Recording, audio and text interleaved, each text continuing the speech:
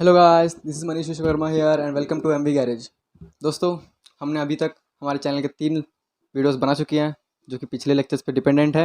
And आज हम अपनी 4th लेक्चर बनाने वाले हैं जिस पे हम डिस्कस करने वाले हैं क्रिस्टल लैटिस एंड उसकी कुछ और भी फीचर्स जैसे unit cell and lattice points and बहुत सारी चीज़ें। तो अब हम आज के लेक्चर को स्टार्ट करते हैं। दोस्तों, इससे पहले मैं एक चीज़ बताते जाऊँगा, अगर आपको एजुकेशन से और भी क्लासेस के वीडियोस चाहिए होंगे तो मुझे कमेंट करें। एंड अगर आपको और भी कुछ रिलेटेड कंटेंट की वीडियोस चाहिए तो मुझे ज़रूर कमेंट करें कि आपको कौन से टॉपिक पर चाहिए, मैं उस टॉपिक पर वीडियो बना दूंगा।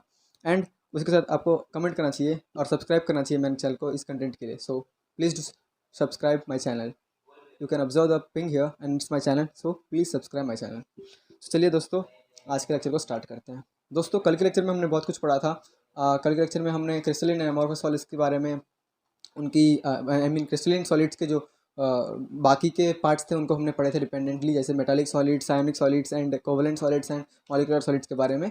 आज के लेक्चर में हम पढ़ेंगे हमारी crystal lattice and unit cell के बारे में। दोस्तों, बहुत ही अच्छा टॉपिक है, आपको मज़ा आ जाने वाला है इस वीडियो में। So let's start our topic.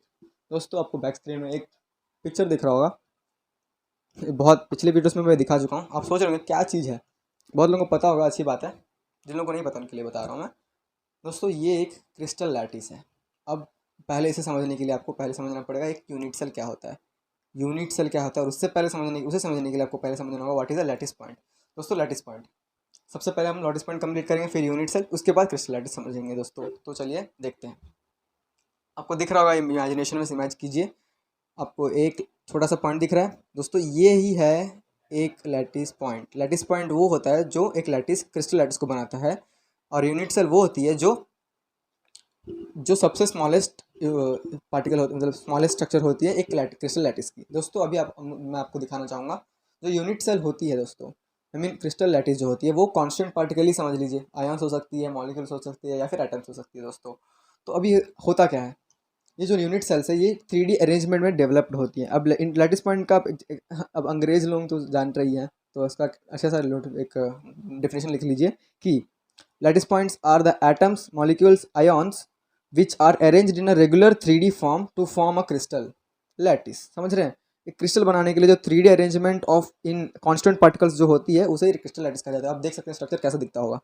तो इस लैटिस ये 3D अरेंजमेंट में बनाए जाते हैं जिससे एक क्रिस्टल लैटिस बन जाता है। तो लैटिस पॉइंट सबसे बेसिक यूनिट होती है। उसके बाद एक यूनिट सेल जो होती है वो simplest repeating unit of A crystal जो होती है ना, ये रिपीट करते रहते हैं क्रिस्टल लैटिस। पहले आप क्रिस्टल लैटिस को समझ लीजिए, उसके बाद यूनिट सेल समझेंगे। चलिए देखते हैं crystal lattice. When the lattice points are arranged in a regular 3D form, then the structure is called as crystal lattice। जो मैंने पहले बताया है, तो आप क्रिस्टल लैटिस को देख सकते हैं, कुछ ऐसा दिखता है। अब इनकी जो होती है स्क्वायर, आप इसे ना इमेजिन करना पड़ेगा, ये टोटली इमेजिनेशन है, chemistry is all about imagination. तो आप देखिए क्रिस्टल लैटिस, अब ये लैटिस पॉइंट सारे कुछ ऐसे बन रहे हैं। पहला आप लैटिस पॉइंट्स को देखिए, इन्होंने ऐसा फॉर्म किया। उसके बाद आप देख सकते हैं एक जो स्क्वायर बन रही है ना, ऐसे एक्चुअली में इनके बीच में इतना ज़्यादा गैप नहीं होता है, ये बहुत ही ज़्यादा क्लोज होते हैं। आप देख सकते हैं कितने क्लोज होते हैं। इन्हें मैंने डिवाइड करके मतलब एक्सप्लेन करने के लिए इतने दूर दूर किया है, और टेक्स्ट बुक में आपको भी ऐसा ही मिलेगा। एनसीईआरटी फॉलो करेंगे, जेई फॉलो करेंगे, कुछ भी फॉलो करेंगे, ऐसा ही मिलेगा। देखते हैं इतना डिस्टेंस देखिए, तो इनके बीच में जो डिस्टेंस है ये आपको बताता है कि unit cell definitely 8 lattice point होगी हर एक यूनिट सेल में। ये पहली पॉइंट आप नोट कर लीजिए। तो यूनिट सेल जो होती है smallest 3D repeating of lattice point in A crystal lattice, ये यूनिट सेल ही क्रिस्टल लैटिस को बनाती है। इसको समझने के लिए आपको और आगे समझने के लिए आपको समझना पड़ेगा कि यूनिट सेल की कैरेक्टरिस्टिक्स को। दोस्तों, चलिए यूनिट सेल की कैरेक्टरिस्टिक्स को समझते हैं। अभी जो कैरेक्टरिस्टिक्स है आप देख सकते हैं, पहला इसके 6 पैरामीटर्स होते हैं फॉर द यूनिट सेल। एक यूनिट सेल 6 पैरामीटर होते हैं, आपको बताता हूँ क्या क्या होती है। आप पिक्चर में देख पा रहे होंगे, एक होती है इनकी एंगल्स, बॉन्ड एंगल्स बोल सकते हैं, जो कि अल्फा, बेटा एंड गामा, इनसे डिनोट किया जाता है। और इन्हें कहाँ कहाँ डिनोट किया जाए वो भी आपको दिख रहा होगा इमेज में। तो इन्हें इनके पैरामीटर्स हैं जिनमें 6 पैरामीटर्स एंगल्स होती हैं, और मतलब 3 पैरामीटर्स एंगल्स होती हैं जो कि अल्फा, बेटा, गामा है। एंड जो बाकी के 3 हैं वो लेंथ्स होते हैं दोस्तों, जो कि ए बी सी के साथ में डिनोट किया जाता है, बॉन्ड लेंथ्स। ठीक है, इन बॉन्ड्स की लेंथ क्या है वो आपको डिनोट किया जाता है उससे। अब देखते हैं classification of unit cell. Classification of unit cell, unit cell ही पूरा आपको मिलेगा। क्रिस्टल लैटिस तो एक स्ट्रक्चर होती है जिससे 3D पैटर्न जो कि यूनिट सेल के रिपीटिंग की वजह से बनती है, एंड जो यूनिट सेल है वो लैटिस पॉइंट्स के द्वारा बनती है। एक पैटर्न समझ रहे हैं ना आप, एक पैटर्न में बना हुआ है। पहले crystal lattice, I mean crystal lattice points, फिर यूनिट सेल, फिर क्रिस्टल लैटिस को बनाती है। अब आप देखते हैं यूनिट सेल को डिवाइड कैसे किया गया है। यूनिट सेल को दो प्रकार में डिवाइड किया दोस्तों, एक है प्रिमिटिव यूनिट सेल एंड दूसरा है नॉन प्रिमिटिव यूनिट सेल। आपको टोटल ये जो यूनिट सेल है ब्रेविस यूनिट सेल के नाम से भी जाना है, इसको हम आगे पढ़ेंगे। उनमें 14 होती हैं। हम पहले कुछ नॉर्मल बेसिक से क्लियर करेंगे, उसके बाद अगले लेक्चर में हम इसको डिस्कस करेंगे उसको। तो प्रिमिटिव यूनिट सेल पहले इसको देखते हैं। प्रिमिटिव यूनिट सेल में आपको एक ही एक यूनिट सेल आता है, जैसे कहा था सिंपल यूनिट सेल, या फिर आप इसको कह सकते हैं सिंपलेस्ट यूनिट सेल, जो कि सिंपल है, जिसमें सिर्फ और सिर्फ 8 लैटिस पॉइंट होती है दोस्तों। अगर किसी भी यूनिट सेल में जो सिर्फ 8 लैटिस पॉइंट हो और जो स्क्वायर बना रहा हो, मतलब स्क्वायर नहीं, उसमें स्ट्रक्चर्स अलग हो जाएंगी, तो इसे एक सिंपल यूनिट सेल कहा जाता है। और इसमें हम पूरे लेक्चर में इसे कैसे डिनोट करेंगे, SUC, मतलब सिंपल यूनिट सेल, ठीक है।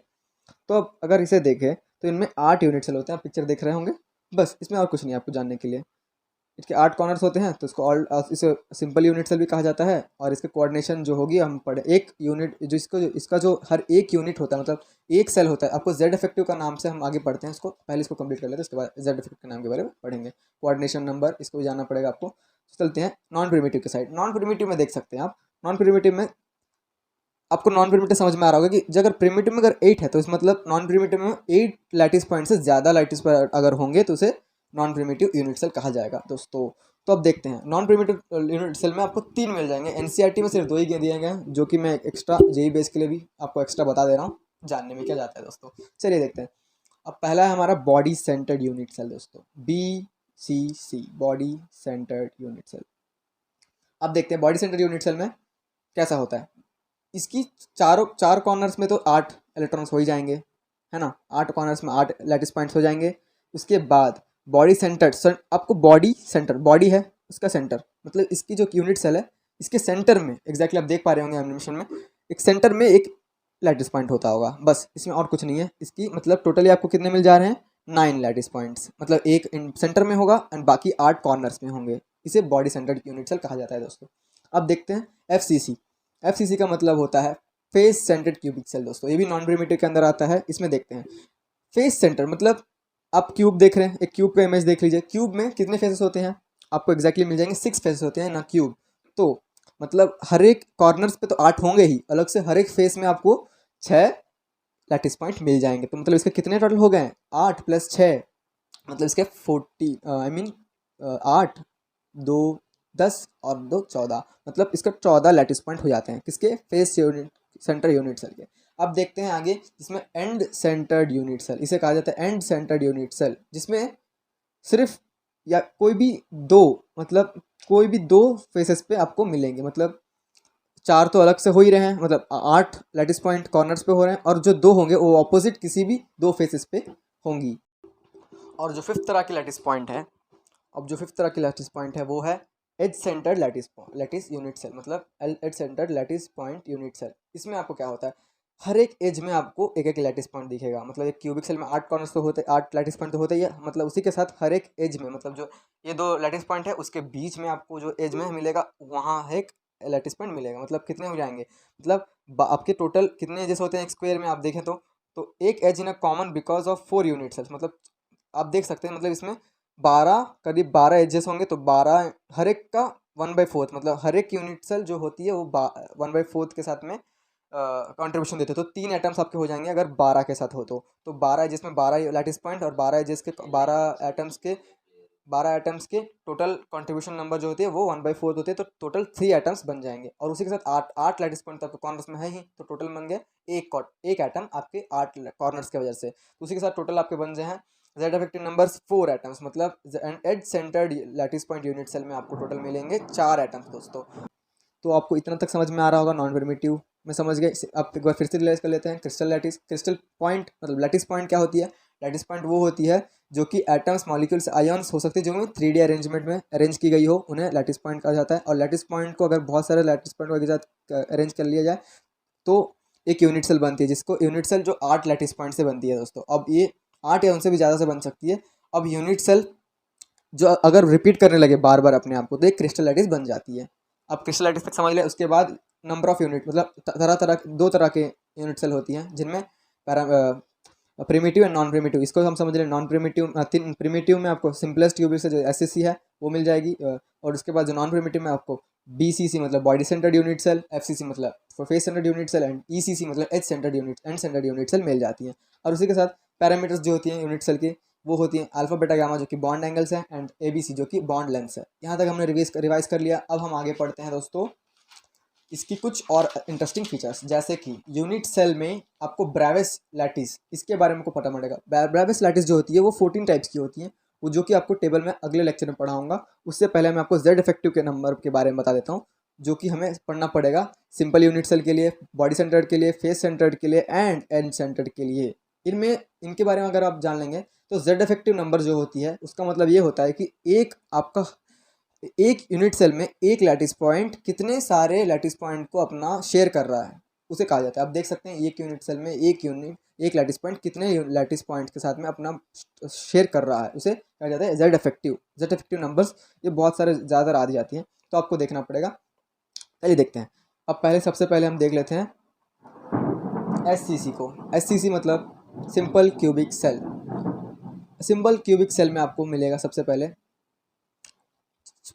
8 तो लैटिस पॉइंट आपके कॉर्नर्स में हो ही जा रहे हैं, उसी के साथ एक मतलब 8 कॉर्नर्स में हो रही है, मतलब आप देख सकते हैं एक लैटिस पॉइंट आपको दिख रहा होगा। अब इसमें देखिए एक जो है मतलब एक जो लैटिस पॉइंट है वो एक यूनिट मतलब एक जो लैटिस पॉइंट है वो हर एक 8 के साथ में मतलब एक कर रहा है, मतलब एक यूनिट सेल में आपका एक ही एटम हो जाता है, मतलब एक एटम हर एक एटम से आपको शेयर कर रहा है, जेड इफेक्टिव होता है।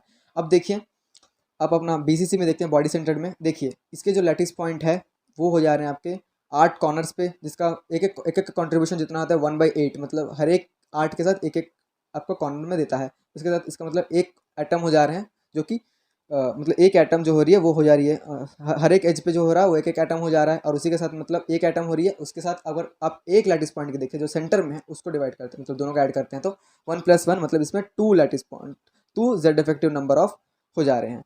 अब मतलब जो बीच वाला है बॉडी सेंटर में वो तो किसी के साथ शेयर नहीं कर रहा हो, बीच में ही रहेगा, आप देख सकते हैं एनिमेशन में। और जो बाकी के जो कॉर्नर्स है उनमें से हर एक अगर एक को भी ले तो वो एक के साथ में ही शेयर कर रहा है। हर एक आठों में से सिर्फ एक ही लैटिस पॉइंट आपको मिलेगा जो काउंटेबल रहेगा, बाकी तो शेयर कर रहे होंगे, सिर्फ एक ही एक जो सबका पर्टिकुलर सेम रहेगा। ठीक है, अब देखते हैं FCC मतलब face centred UV cell. Face centre में क्या हो रहा होगा, 8 तो लैटिस पॉइंट कॉर्नर्स में हो जा रहे हैं कंपलसरी, एंड उसी के साथ इसका हर एक 8 का कॉन्ट्रीब्यूशन जो होगा 1/8 होगा, इज इक्वल टू मतलब एक एटम हो रहा होगा आपको हर एक लैटिस पॉइंट, मतलब एटम नहीं बोलना चाहिए इसे, लैटिस पॉइंट।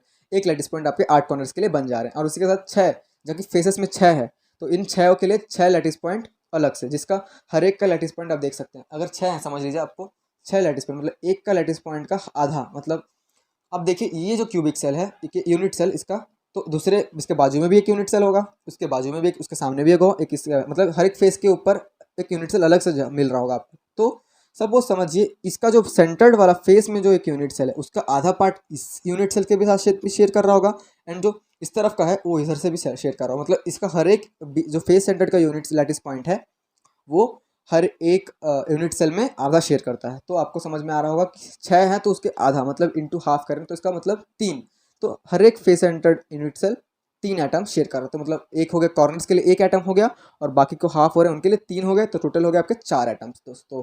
अब देखते हैं एंड सेंटर्ड क्यूबिक सेल। इसमें आपको 8 तो कॉर्नर्स में मिल ही रहे हैं, और जो कि दो एंड में, मतलब एक ऊपर वाले एंड में या फिर नीचे में या फिर साइड वाले एंड में, राइट एंड लेफ्ट में या फिर टॉप एंड बॉटम या फिर फ्रंट एंड बैक, किसी भी दो में 2 लैटिस पॉइंट होंगे। अब देख सकते हैं कि इनके जो 8 हो गए तो इनमें मतलब इंटू 1/8 मतलब हर एक 8 का मतलब हर एक का एक होगा कॉन्ट्रीब्यूशन, तो एक एटम हो जा रहा होगा, एंड उसके साथ 2 लैटिस पॉइंट हो गए जो फेसेस में होंगे, मतलब हर एक जो फेसेस में होती है उनका कितना होता है, हाफ होता है, तो हाफ से अगर आप मल्टीप्लाई करें तो एक एटम हो गया, मतलब 2 का हाफ हो गया 1, तो मतलब 2 हो गए इसके, तो टोटल इसके हो गए जेड इफेक्टिव नंबर कितने हो गए, 2 एटम्स दोस्तों। आज बहुत मज़ा आ गया दोस्तों, आपको बहुत जल्दी मैंने पढ़ा है इस टॉपिक को, तो आप देख सकते हैं कि टोटल आपके जेड इफेक्ट्स का नाम हमने कंप्लीट कर लिया, क्रिस्टल लैटिस कंप्लीट कर लिया, यूनिट सेल कंप्लीट कर लिया, एंड उसी के साथ हमने कंप्लीट किया है लैटिस पॉइंट्स। तो इतना तक आपको समझ में आ रहा है। हम अगले लेक्चर में, ये थोड़ा लंबा हो रहा है वीडियो तो इसीलिए हम अगले लेक्चर में हम लोग ब्रेविस लैटिस जो कि टोटल 14 है उन्हें हम एक एक करके डिस्कस करेंगे दोस्तों। आज के लेक्चर में इतना ही, एंड फिर से आइएगा हमारे MV गैरेज पे नेक्स्ट वीडियो में। So thank you, and this is Manish Vishwakarma. So do like, share and comment my channel, and also subscribe my channel if need. इस तरह के कंटेंट अगर आपको चाहिए तो ज़रूर सब्सक्राइब करें मेरे चैनल को। Thank you. मेरा इंस्टाग्राम ID भी आपको मिल जाएगा।